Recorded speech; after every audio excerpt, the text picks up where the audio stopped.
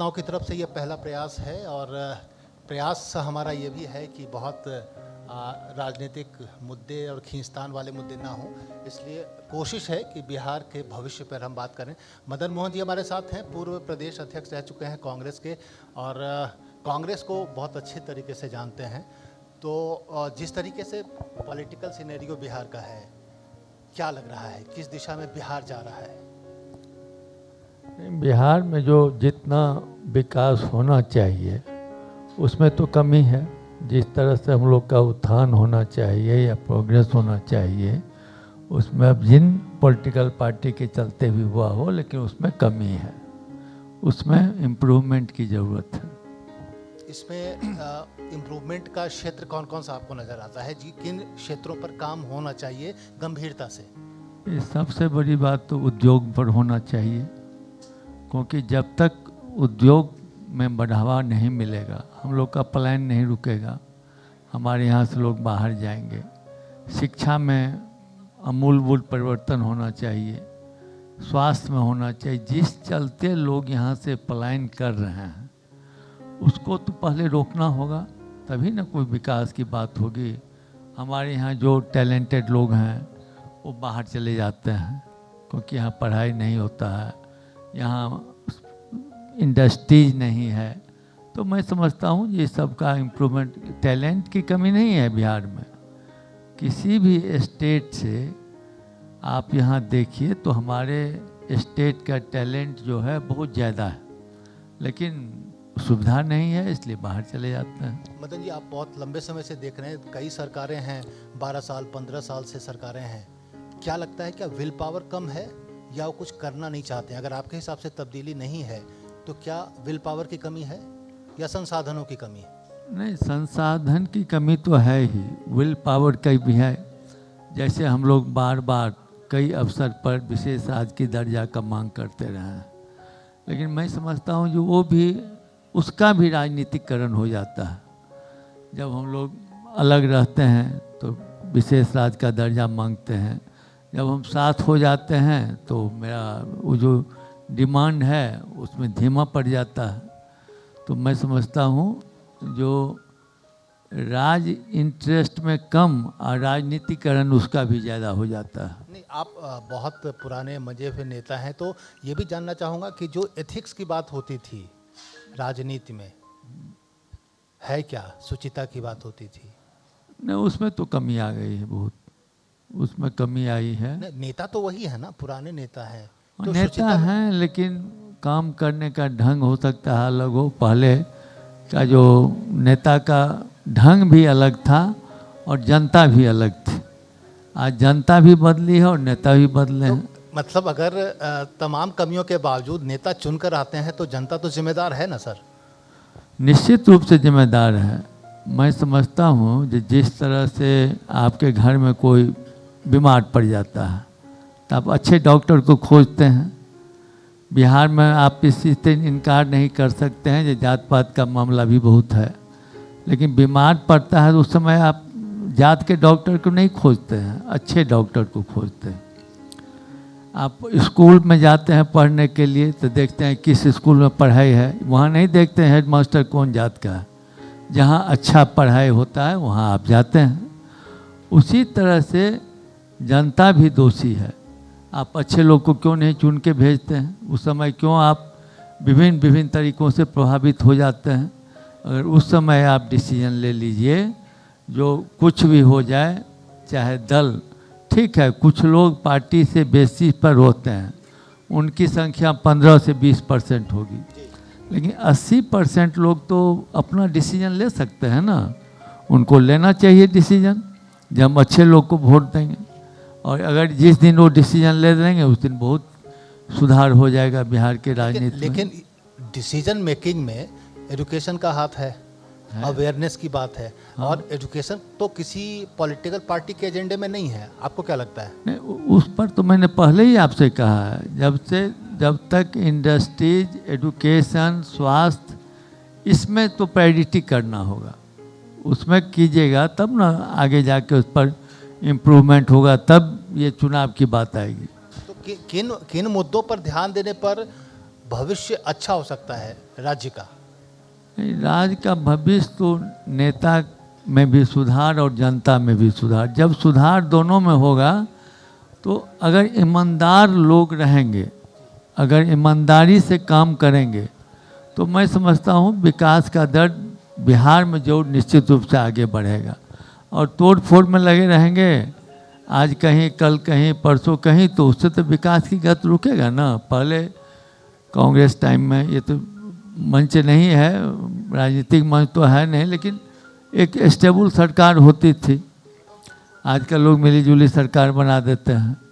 तो मैं समझता हूँ जो जब जनता में जब तक जागरूकता नहीं आएगी और वो अपना डिसीजन खुद नहीं लेगा, तब तक तो मैं समझता हूँ इसकी कल्पना बेकार है। लेकिन क्या सिर्फ जनता पे डाल देने से नेताओं की जिम्मेवारी खत्म हो जाती है? नहीं, नेताओं पर नहीं होती है। जनता तो नेता को चुनती है। हो सकता है उसमें कुछ गड़बड़ी हो जाए। आप अगर अच्छे नेता को चुनेंगे तो उसमें भी हो सकता है 10-20% गड़बड़ हो जाए। लेकिन आज तो हम सब उसका कोई मापदंड ही नहीं है। आप अच्छे आदमी हैं, आपको वोट नहीं देंगे। अरे बड़ा अच्छा आदमी है, लेकिन वोट तो उसको देंगे। तो जब तक ये परंपरा, इसमें जो जातिगत आधार पर बंटवारा है, इसको लेकर क्या कहेंगे? और फिर जातिगत गिनती भी हो गई, जनगणना भी हो गई। मैंने उसी तरफ आपको अंकित किया है। जो अच्छा आदमी है, अमुक आदमी, लेकिन ये मेरा कास्ट है, ये मेरा दल है, ये मेरे दल का मैंने पार्टी है, मेरे जात की पार्टी है, तो ये इसको छोड़ना होगा निश्चित रूप से। तो ये इसको क्या छोड़ना संभव दिख रहा है आने वाले समय में बिहार के लिए, खासकर जातिगत? देखिए, बहुत बात समय के साथ ख़त्म हो जाता है। आप पहले देखते थे क्या होता था, 15-20 साल पहले हम लोग भी उस समय लड़ते थे। बूथ कैप्चरिंग का एक परिपाटी था, सब लोग करते थे। और आज धीरे धीरे जो भी कारण हुआ, उस समय आर्म्स भी का भी यूज होता था, बूथ कैप्चर के लिए लोग अब प्लान बनाते थे। लेकिन आज एक ऐसा माहौल बना, आप देखिएगा 5% जगह भी बूथ कब्जा नहीं होता, लोग लाइन लगा के वोट करते हैं, क्योंकि लोग में जागृति आ गई है जो हम नहीं बूथ कब्जा करेंगे।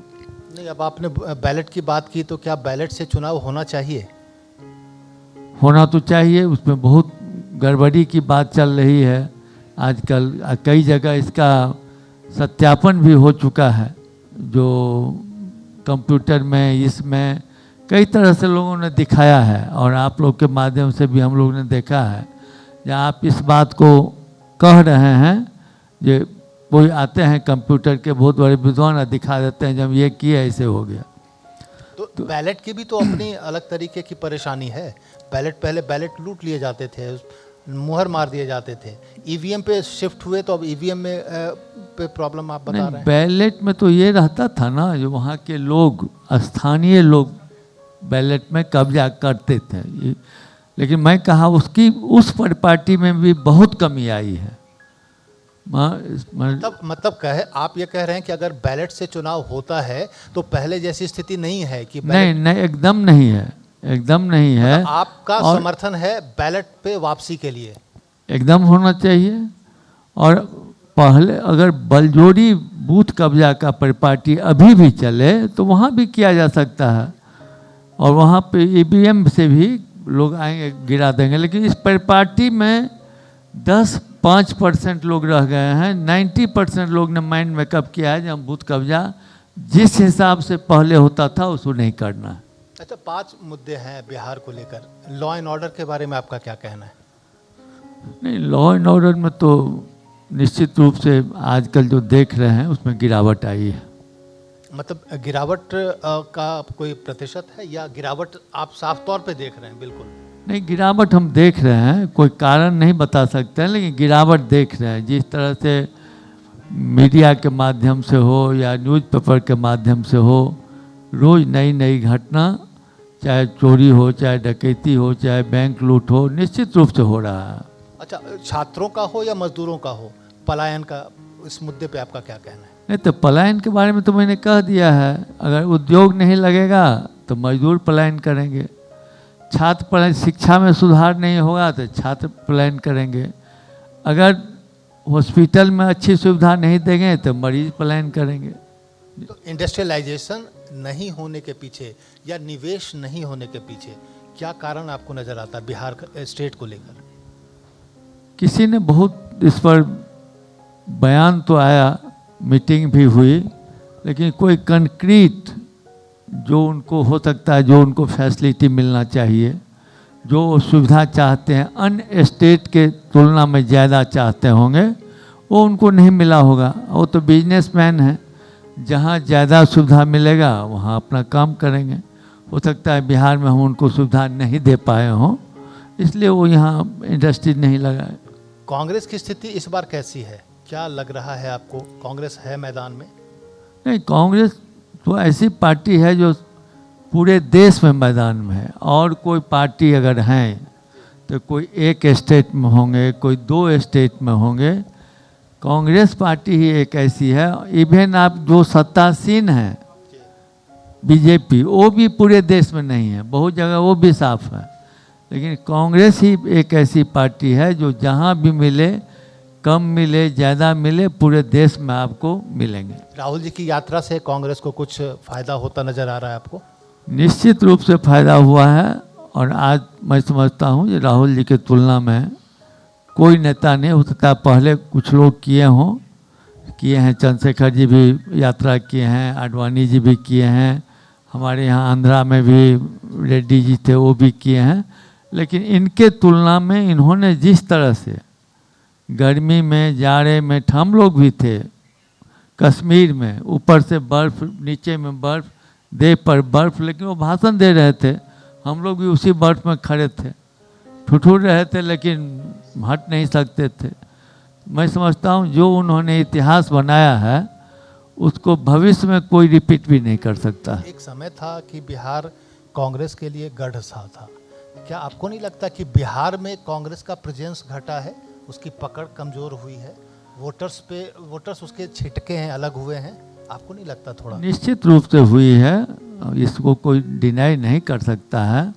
सब पार्टी में है, लेकिन कांग्रेस पार्टी बहुत दिन तक सत्तासीन रही और उसका इंटरेक्शन जो होना चाहिए, इस मानने में कोई मुझे कठिनाई नहीं है, जो उसको जनता से संवादहीनता हो गई थी और संवादहीनता के चलते पार्टी इतना कमज़ोर हुई है। लोग अभी भी हर एक गांव कस्बे में मिलेंगे जो कहेंगे जो हम आजीवन कांग्रेसी हैं। आप किसी पार्टी का और बता दीजिए जो कोई कह दे जो हम आजीवन कांग्रेसी हैं। कांग्रेसी पार्टी मिलेगी जो आपको हो सकता है 80 साल के बूढ़ा वो हैं, कहेंगे नहीं तुम बाल बच्चा, वो कहते हैं तुम जो करोगे से करोगे, हम तो अब मरते समय दूसरे को नहीं देंगे। कांग्रेस से जड़ सब जगह है, लेकिन संवादहीनता हो सकता है हम लोग में कोई कमी आ गई हो तो उसके चलते पार्टी कमजोर। बिहार में नेचुरल अलाइज आरजेडी ही है कांग्रेस की? निश्चित रूप से है, बहुत दिन से है, बहुत दिन से है। ये चलता रहेगा, ये जो गठबंधन मैं समझता हूँ दोनों का मन और नेताओं का मन, यहाँ वोटरों का मन सब एक तरह से मिलता है, इसलिए मैं समझता हूँ कि ये अलायंस बहुत लंबा चलेगा। इस इलेक्शन में 24-25 दोनों बैक टू बैक इलेक्शन हाँ, निश्चित रूप से। और आगे की भविष्यवाणी क्या करें, लेकिन मैं समझता हूँ ये एक नेचुरल अलायंस है दोनों का, इसलिए बहुत दिन तक चलेगा, ऐसा मेरा विश्वास है। भविष्य के लिए कुछ बता दीजिए कि कांग्रेस का अपना विजन क्या है? अगर कांग्रेस आती है, आरजेडी के साथ मिलकर सरकार बनाती है, क्या रहेगा विजन? भविष्य का बिहार कैसा बनाएगी? किस किस क्षेत्र में क्या करना है? देखिए, आपको तो 3 बात बता दिए, जैसे उद्योग है, शिक्षा है, स्वास्थ्य है। अभी हम लोग के मैनिफेस्टो में एम्प्लॉयमेंट की बात दी गई थी, सचमुच दिया गया था। हम लोग उसमें पूर्ण रूप से सरकार में नहीं थे, लेकिन तेजस्वी जी के भी मैनिफेस्टो में था जो हम नौकरी देंगे, हम लोग के यहाँ भी था। और मैं समझता हूँ जिस तेज़ी से भी काम हुआ नौकरी देने का, हम समझते हैं ये एक इंडिकेशन है बिहार के लोगों को कि ये लोग अगर सरकार में आएंगे तो अनएम्प्लॉयमेंट जो है उसको भी दूर करेंगे और मौका देंगे तो और ज़्यादा विकास का कम, और सबसे बड़ी बात है उनकी उम्र कम है। और जिसको आगे का भविष्य दिखता है वो पूरे तन मन से काम करता है। अब मान लीजिए हमारा उम्र 80 है तो हमको क्या मतलब है, 5 साल में हम लोग एक बार लड़ेंगे चले जाएंगे।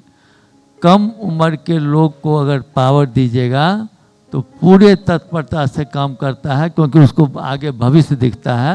और तेजस्वी जी को अभी भविष्य दिख रहा है। उन्हें मान लीजिए लालू जी भी हमारे नेता हैं, लेकिन उनको भविष्य नहीं दिख रहा होगा, तेजस्वी जी को दिख रहा है। तो एम्प्लॉयमेंट को आप कुंजी मान रहे हैं? उनको प्रायोरिटी देना चाहिए। एम्प्लॉयमेंट जनरेशन को आप मेन मुद्दा मान रहे हैं? एम्प्लॉयमेंट हो, इंडस्ट्रीज हो, और मैं समझता हूँ जो तभी होगा जब शिक्षा में भी सुधार हो। चलिए, बहुत बहुत शुक्रिया हमारे साथ बातचीत करने आपको भी बहुत बहुत धन्यवाद के लिए। बहुत बहुत शुक्रिया आपका।